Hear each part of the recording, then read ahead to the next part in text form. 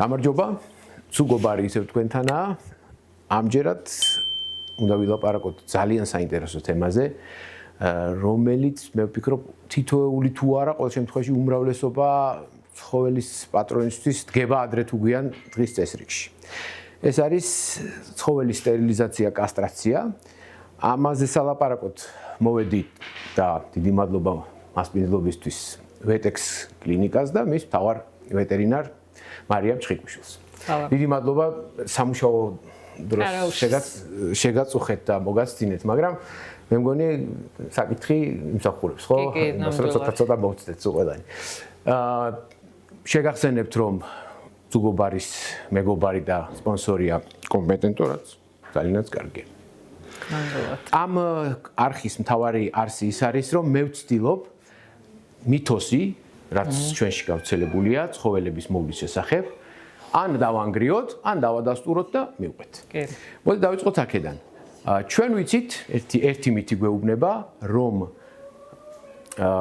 ცხოველი სტერილიზაცია, კასტრაციას ძირითადად მაშინ უქვემდებარებენ, როდესაც ის არის შერეული ჯიშის ქუჩიდან მოყვანილი და არ უნდათ რომ გამრავდეს, მაგრამ სახლში ის ერთი და უნიკალური დარჩება და მორჩა. ჯიშიან ცხოველებს არ ასტერილებენ. დავიწყოთ აქედან, არის თუ არა ეს სიმართლე?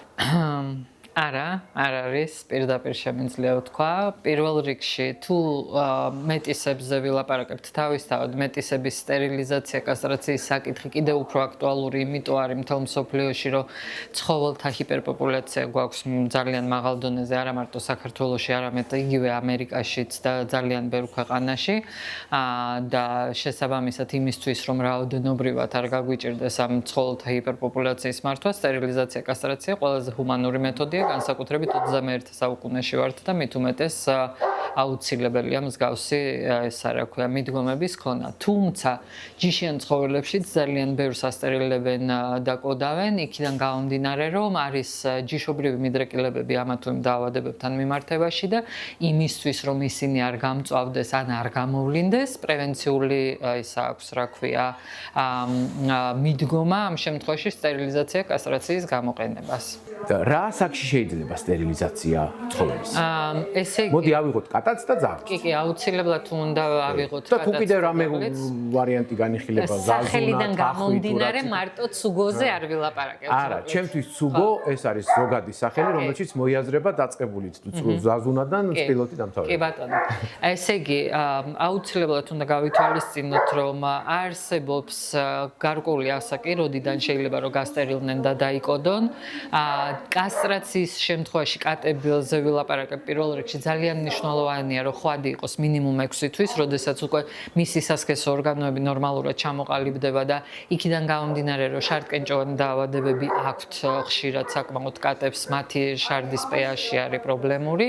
ძალიან მნიშვნელოვანია რომ თვითონ სასქესო ორგანოები წესიერად ჩამოყალიბდეს, რომ პრობლემა გაცილებით ნაკლებად გვედგეს ამ სახეობაში. ესე იგი, ბიჭებში, ხვადებში აუცილებლად მინიმუმ 6 თვის უნდა იყვნენ, ძუს შემთხვევაში 4 თვიდან და ზემოთ შეგვიძლია რომ თავისთავად გავაკეთოთ სტერილიზაცია.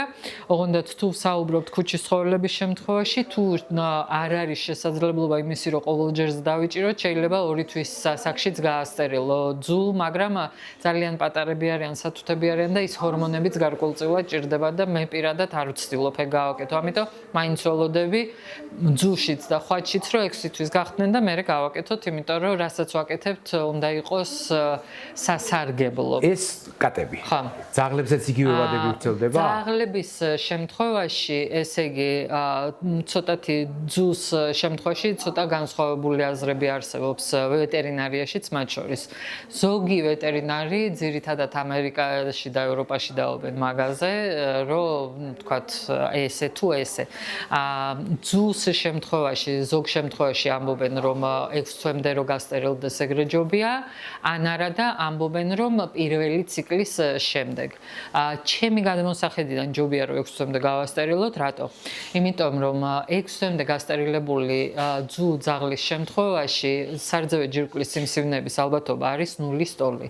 და ძირითადად რატომ ვუწევთ რეკომენდაციას სტერილიზაცია, კასტრაციას არის ის, რომ ძალიან ბევრი არა მარტო ვენერიული დაავადებების, არამედ სიმსივნური დაავადებების პრევენციას ახდენს, სტერილიზაცია, კასტრაცია. ხვადებზეც ამ შემთხვევაში შეგვიძლია ძაღლში არ დავიცადოთ 6 თვემდე, მაგრამ მე მაინც მგონია, რომ ცოტა ხანი ვაცადოთ, ჩამოყალიბდეს ფიზიოლოგიურად, კარგად დაალაგდეს და მე დავკოდოთ და გავასტერილოთ. მაგრამ გოგოების შემთხვევაში მაინც ვემხრობი, რომ 6 თვემდე პირველ ციკლამდე გაკეთდეს ეს ყველაფერი, იმიტომ რომ აი ამ სარძევი ჯირკვლის სიმსივნეების ალბათობა ძალიან მაღალია ძუძაღლებში და რატო გჭირდება ხვადის კასტრაცია?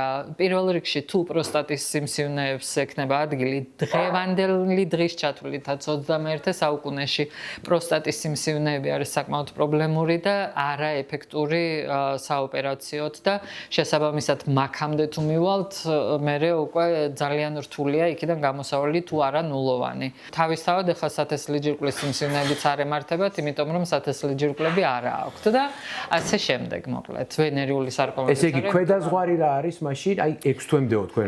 ქვედაზღვარი არ არსებობს, იმიტომ რომ ნებისმიერ ასაკში ცხოველს თუ სჭირდება, უნდა გასტერილდეს. მაგალითად, ძაღლს ან კატას თუ სარძევი ჯირკვლის სიმსივნეები ემართებათ, მაშინ ნებისმიერად ჩვენ ვაკეთებთ მათ როგორც სტერილიზაციას ძუს შემთხვევაში და ასევე ვაქცინაციას და ვაქცინაცია რა იყო მაპატიეთ მასტექტომიას, ანუ სარძევი ჯირკვლის სიმსივნის ამოკვეთას, შეიძლება იმდენად მასშტაბური იყოს, რომ მთელი ცალი მხარის ამოღება დაგჭირდეს და ხვადის შემთხვევაში თუ მაგალითად პროსტატის სიმსივნეებია, ავტომატურად ვკოდავთ, იმიტომ რომ სათესლი ჯირკვლების სიმსივნეთთან შეიძლება ჩამოყალიბდეს და გარდა ამისა ჭირდება, რომ ეს პროსტატა შემცირდეს და ამის ხარჯზე მცირდება და საშუალებას არ აძლევს სიმსივნეს, რომ განვითარდეს. გასაგები. კასტრაცია, სტერილიზაცია და სიმსუქნე. რა ხდება? რატო? იმიტომ რომ ჰორმონალური ბალანსი ირღვევა თავისთავად, იმიტომ რომ ის ჰორმონები, რომელიც სჭირდებოდა, აღარ აქვს ორგანიზმს, მაგრამ თუ ავწონით და სასწორის ორ მხარეს ავიღებთ და აქეთ მე მყავს ცხოველი, რომელსაც აქვს სარძევი ჯირკვლის სიმსივნე, პროსტატის სიმსივნე, სათესლი ჯირკვლის სიმსივნე, ვთქვათ, ციკლი აპროვოცირებს კანის დაავადებებს და ასე შემდეგ, მოკლედ ბევრი პრობლემა და აქეთ მექნება სიმსუქნე, იმიტომ რომ სიმსუქნე ძირითადი პრობლემა არის სტერილიზაცია, კასტრაციის შემდეგ მე ავირჩევ ამას.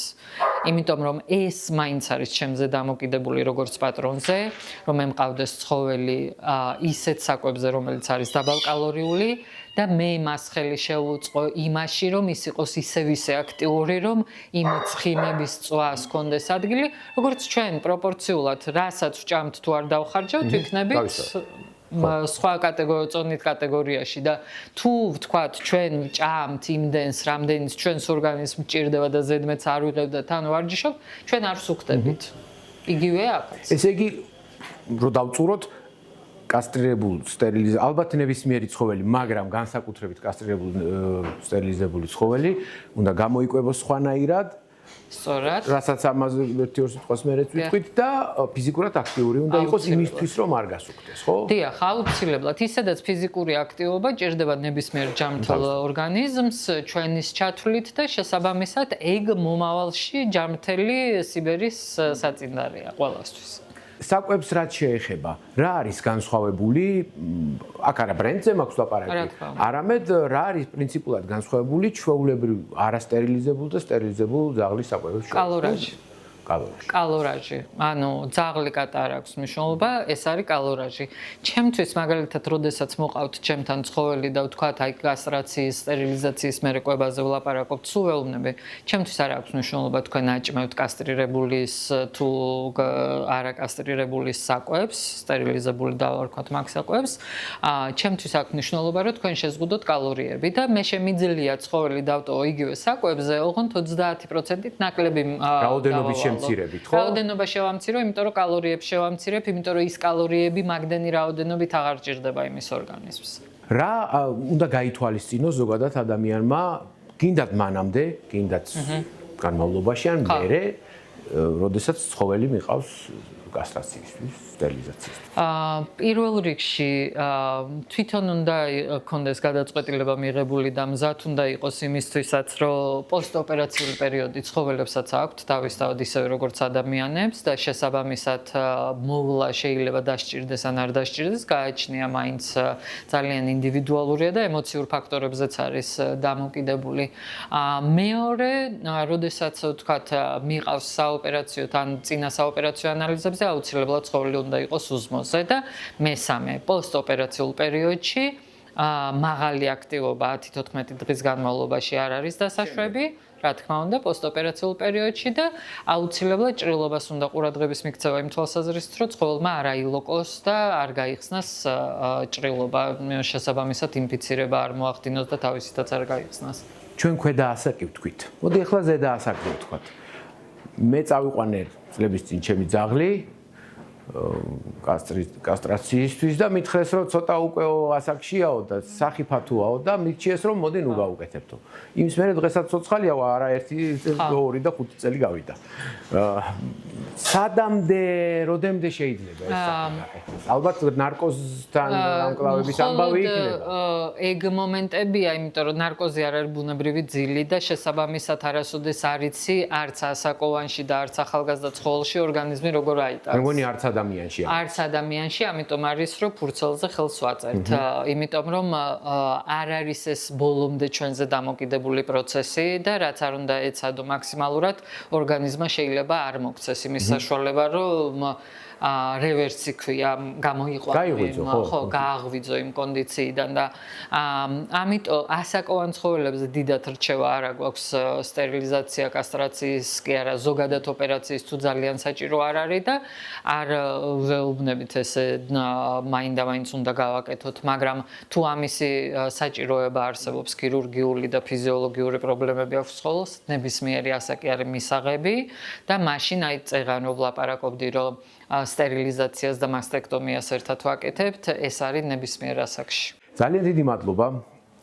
მადლობა რომ გიყურეთ და იმედია საინტერესო იყო და მოგეწონა და ხო თუ ეგრეა, მაშინ გამოიწერეთ, მე მგონი რთული არ არის ცუგობარის არხის გამოწერა და რაც მთავარია, ჩემი თხოვნა იქნება რომ კომენტარებში დაწეროთ თქვენი ინტერესები, რაზე გინდათ რომ დაველაპარაკოთ ჩვენ სპეციალისტებს, რა თემა გავარკვიოთ, რომელ მითს ავხადოთ ფარდა და როგორ გავაკეთოთ ისე რომ ჩვენი ცუგობრები უფრო კარგად იყვნენ ჩვენს გვერდით და ჩვენ მათ გვერდით. აბა დროებით, კარგად.